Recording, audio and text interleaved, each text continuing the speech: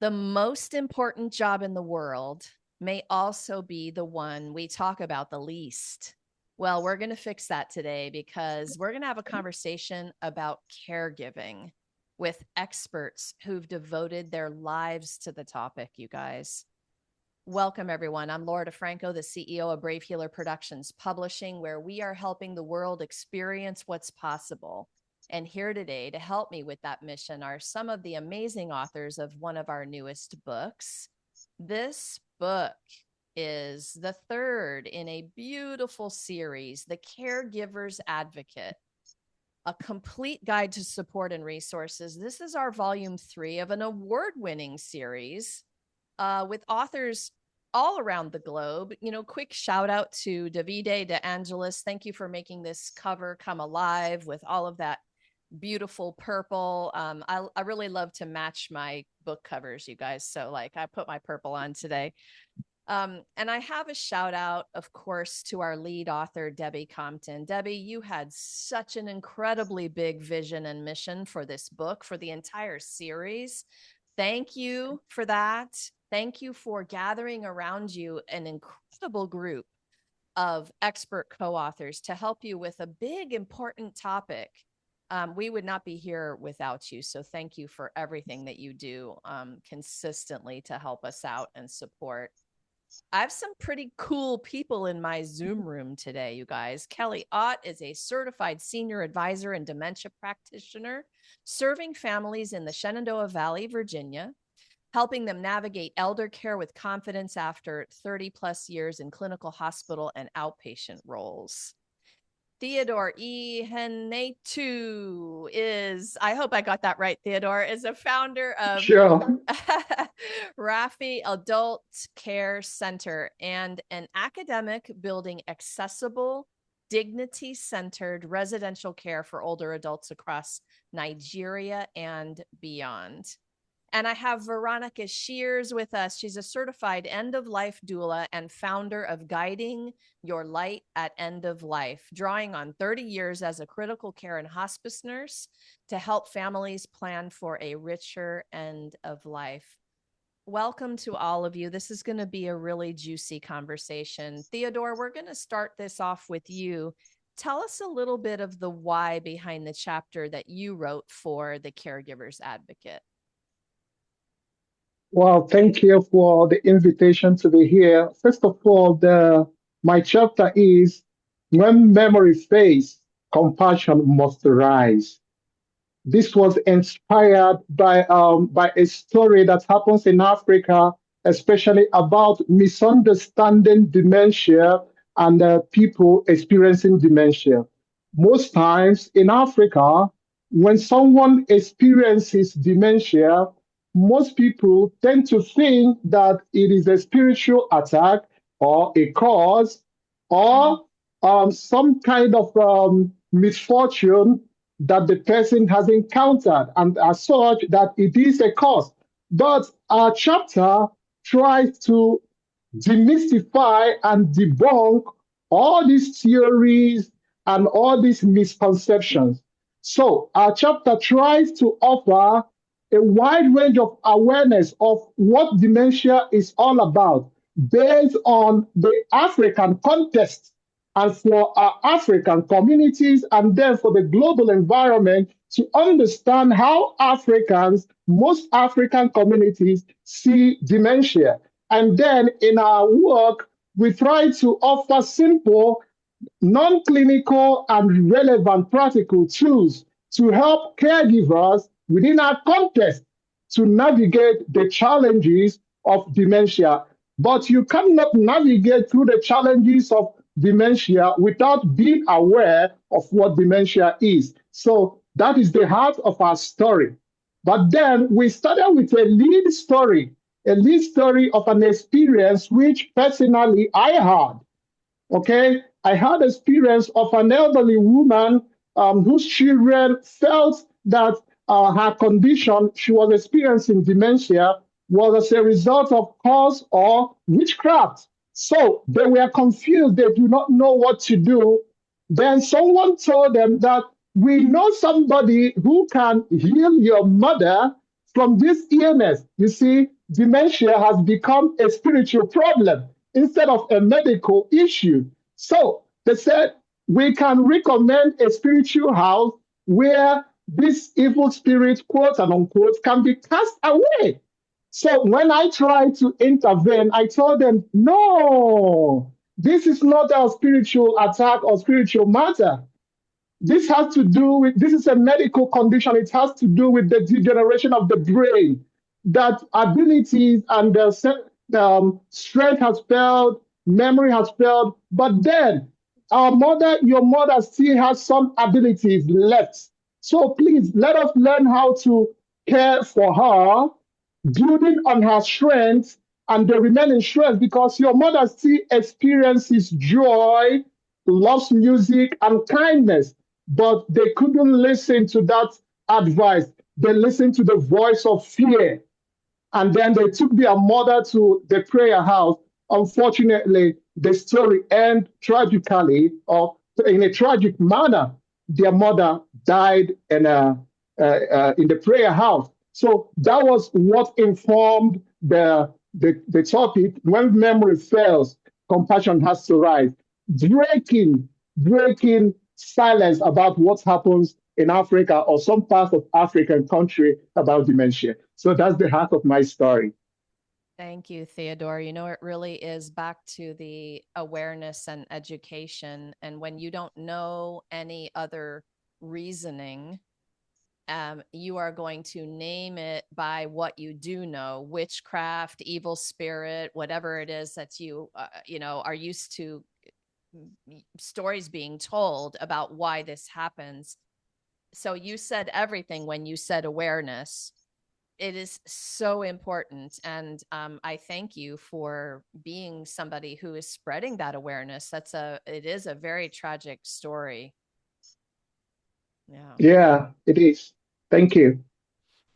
So, Kelly, I'm going to move over to you to give us a little bit of your why now.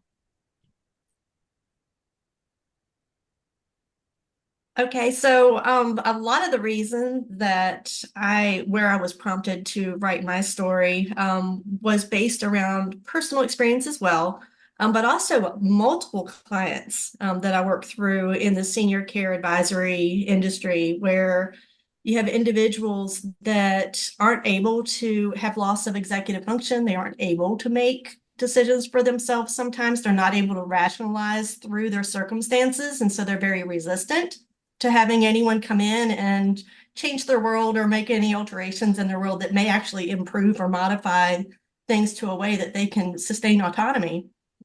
So that's kind of the background as to my why. And then I've just learned a lot of different approaches, working with individuals' personalities and trying to help them figure out how to navigate this and accept some subtle help, and just be able to make their own decisions at the end of the day based on different promptings or different approaches according to their personalities and level of dementia. The progression of their disease too is obviously a key factor. I love that you said subtle help.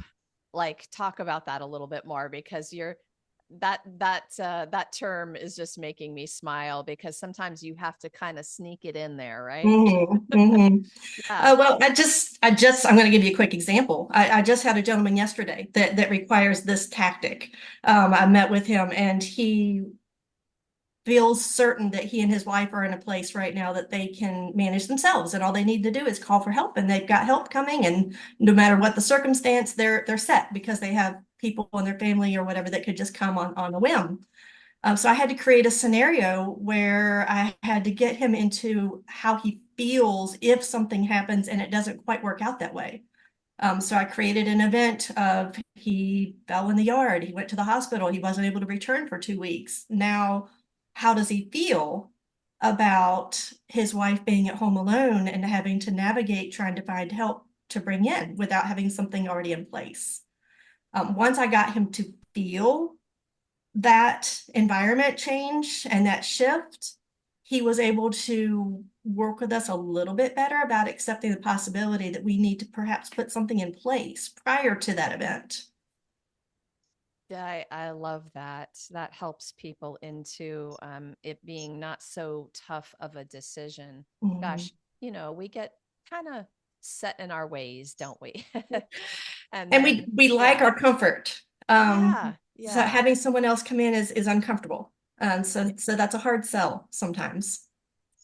definitely a hard sell. Um, you know, for those listening who might be in that place, what else do you want to tell them to be encouraging about um, why they would want to accept that help? Mhm. If you can get empower someone and do that in a subtle way where you have various promptings. Sometimes it's visual, sometimes it's a reassuring touch, sometimes it's not always a verbal, you must do this or follow this instruction and things will be better. That's rationalizing. We may not be capable of that. So there are things that you can do that visual cues or putting a cup in front of someone to encourage them to drink without saying anything. You can just put it in front with fresh water that all of a sudden it catches their attention and they're like, oh, yes, I am thirsty. That looks good. You don't have to talk about it. Sometimes you can just prompt. Oh, I love that. Those are some good tips. You give us all a really good reminder. Sometimes the reasoning isn't there. Mhm. So we have to get Mhm. creative. And you guys, you're already hearing some amazing things today about the kind of support and resources that are in this book. Kelly, thank you for being a part of this. No, you're very welcome. I'm honored. Veronica, let's hear your why behind the chapter you wrote. So, my chapter is called Please Mom Eat Something. It's about when food is not necessary.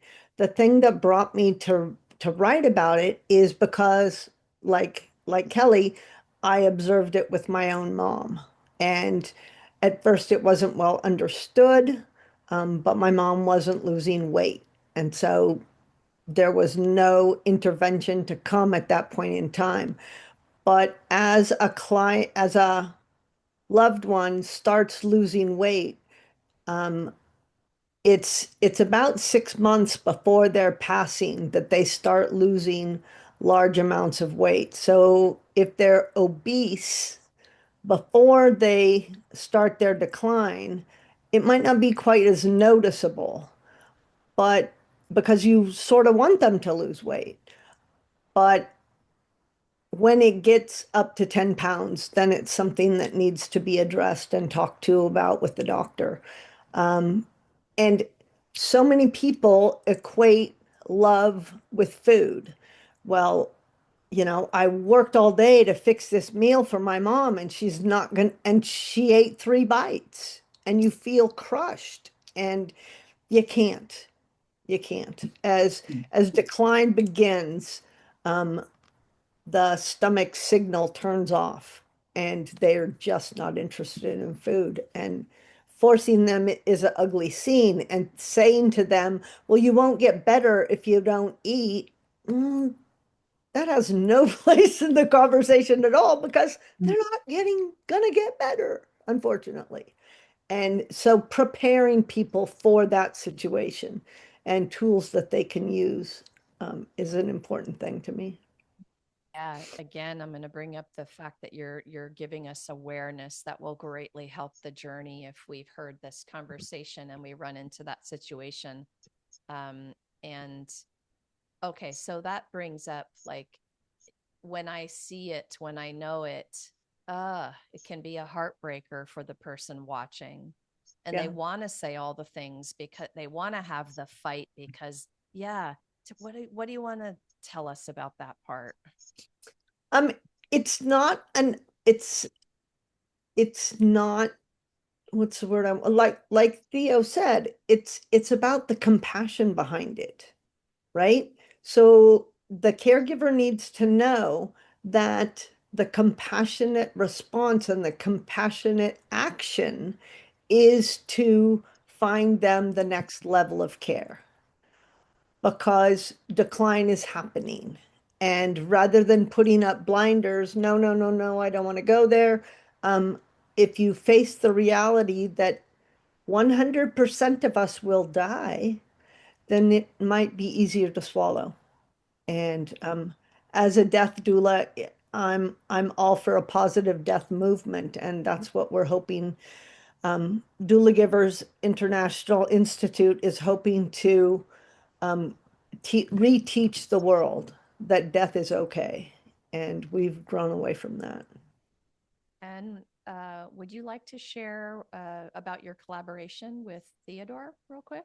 Oh, you guys, this is the most beautiful thing in the world. So at the author's meet and greet, I met Theo. He's a caregiver teacher in Nigeria, and a whole bunch of other hats he wears all the time. Um, and he was doing his best in his teaching, but they didn't have death education.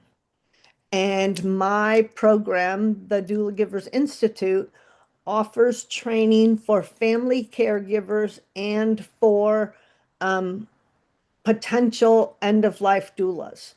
And so I have a level 1 program that teaches how to care for those dying. And Theo needed it, and I had it, and it worked. And we start working on it on the 20th of July. That's awesome. Yeah.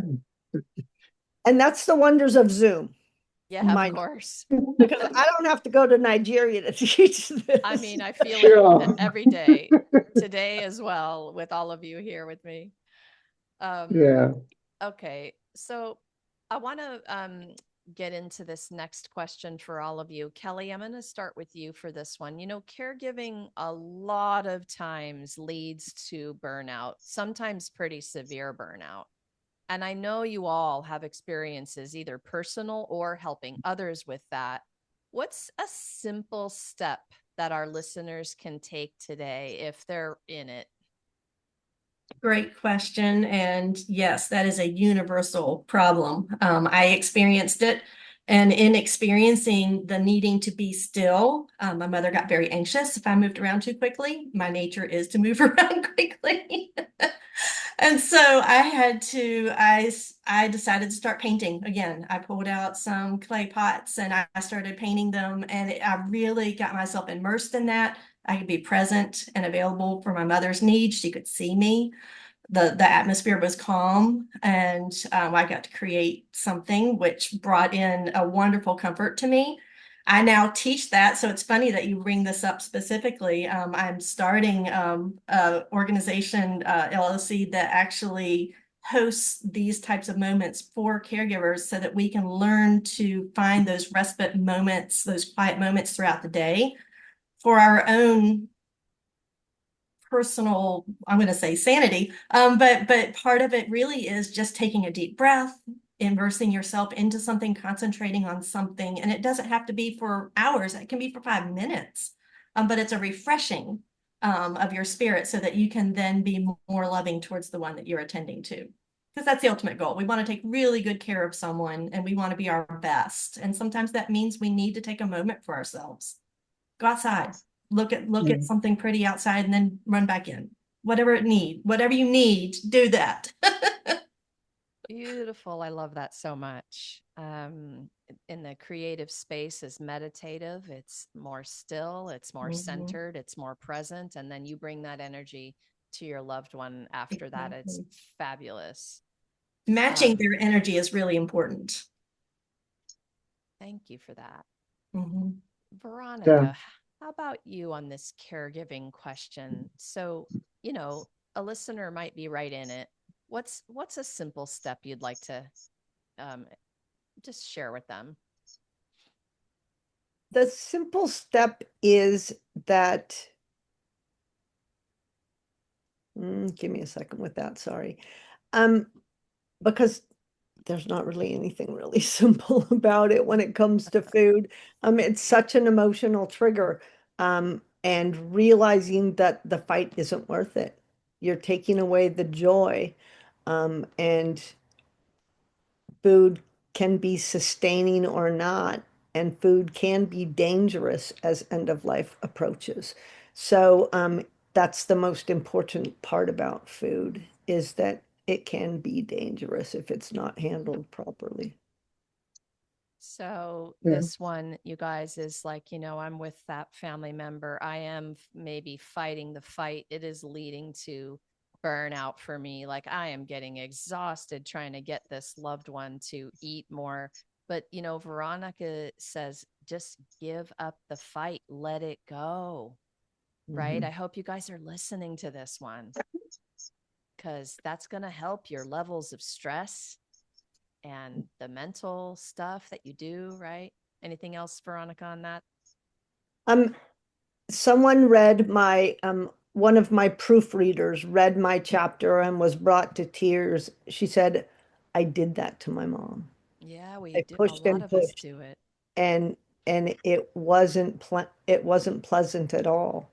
And but they don't know better. Folks, we understand that you haven't heard this before, and that's why we're giving you this information and why each of us have such an important story to share, because it's happened either to us or close to us or in our work. It's all combined. Thank you, Veronica. Yeah. Theodore, for you, when you're thinking about this topic of burnout from the caregiving, what would be something you want to add to help a listener who might be in the middle of it? Yeah, first of all, it's all about number one, awareness. Awareness, in the sense that the caregiver, you have to be aware of who you are and your emotional states. You have to recognize when you are feeling burnout. It is normal to feel exhausted, to feel tired. You don't have to fight it. You have to be aware of who you are and of your strength. So once you come into that awareness, you will learn to give yourself a break when you feel a sense of burnout. Because when you are caring for others, you equally need to care for yourself because you need to be alive to take care of another person. We have experienced a situation whereby those who are caring for someone die before the person they are caring for. Hmm. So it's a problem. That is a problem of burnout, non recognition of that situation. And then we realize in our educational programs and then in our interaction with people and family caregivers, we realize that there are some people who have this kind of scrupulous conscience when they leave the person they are caring for just to take a rest or a break, they start feeling some sense of guilt that I've left this person. Who knows what will happen? Nothing will happen. Nothing will happen. Instead, something will happen to you if you do not take a break. So that is why education and then caregiver support through regular interaction and training to recognize that burnout happens and then that this body needs rest. This body needs rest. If you don't give yourself rest, you will fall into the place of the person you are looking after. And then another way to take care of the issue of burnout is to maintain some kind of professional boundaries, to know the things you can do and the things you cannot do. That is what is called family expectation management.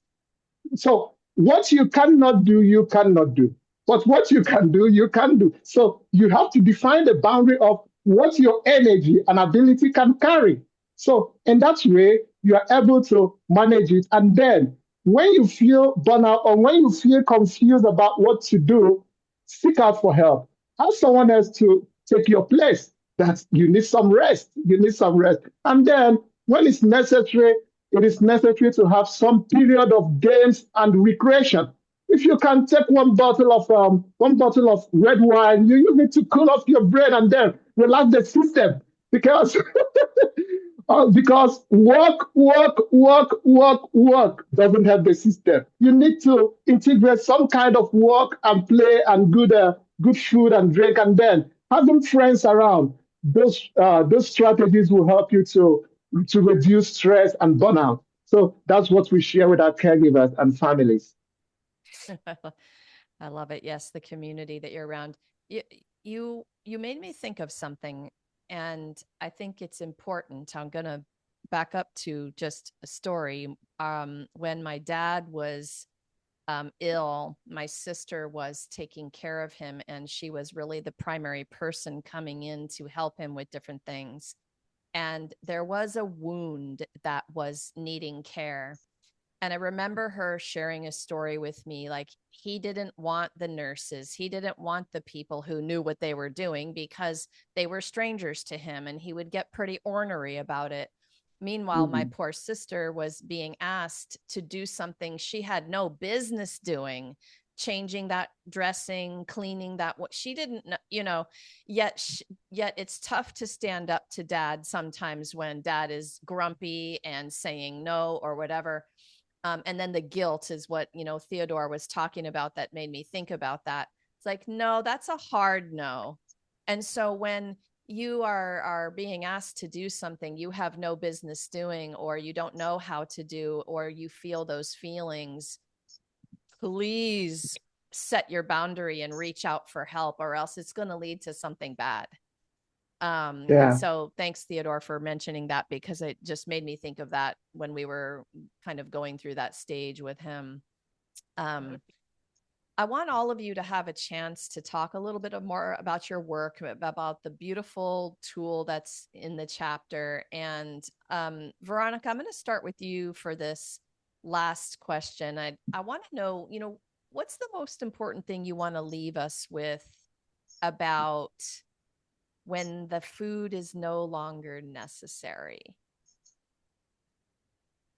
The biggest thing in that nugget is the awareness and gleaning from the chapter how it happens, when it can happen, and the resources that you have to make that the dawning of that realization palatable, and get the help and resources, outside help. It is now becoming beyond your scope of practice unless you're, even nurses can't get to that point because a nurse will try and heal their loved one. I had a friend do this. She said, all I could think about was getting my son well, getting my son well. And I didn't appreciate because I couldn't. There was nothing that was going to cure my son. But instead of being in his presence and loving him in his presence, I was trying to make something go away that wasn't going to go away. And Mm. and finding the help that you need when those times come. So an end of life doula is there. She can come in before hospice can. So in America, hospice is limited to 6 months before a person dies. It's a medical decision made by a physician and has a lot of standards to get involved in. But an end of life doula can come and be a companion and a support and talk you through the situation as it's happening without having just 6 months to help you. So there's a lot of teaching that can be done by the doula to get things ready, and that's the importance that I like to bring across in my writing. Such a great information and awareness to understand that this kind of person exists and is out there to help us. Thank you, Veronica. Theodore, what's the most important thing you want to leave us with around the idea of bringing compassion into that moment?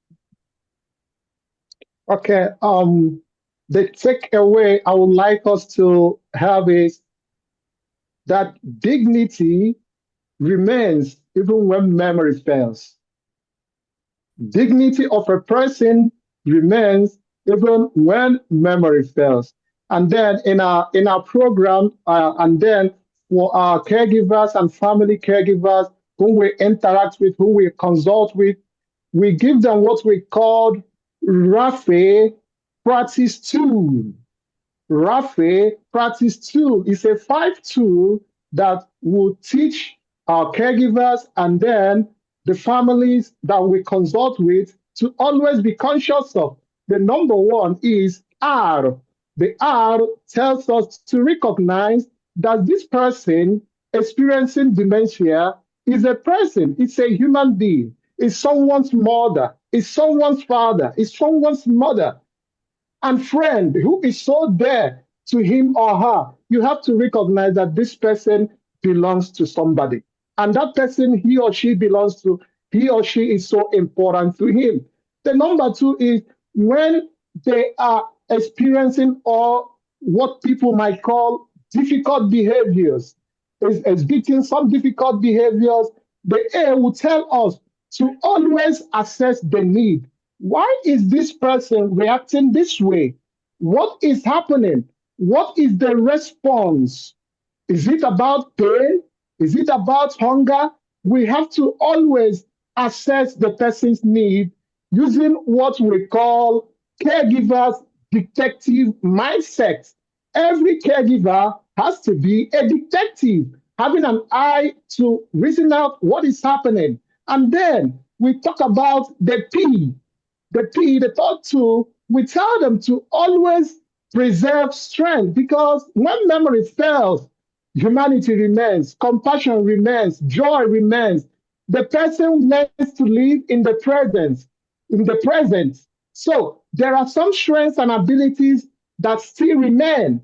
So we have to preserve them and even strengthen those abilities the more by living with the person in the present. And then the H tells us to honor dignity. To honor dignity, just like what Veronica is doing about the beginning of life and the end of life. We have to honor the person's dignity until the person breathes his last. Whether the memory is there or not, whether he remembers you or not, you have to honor this person's dignity. And then the last is E. The E in our two tells us always engage compassionately. That is, when memory fails, compassion must rise. That E tells us to engage compassionately. Don't be judgmental. Always live in the present with the person. So that is what I'll leave us with. Thank you.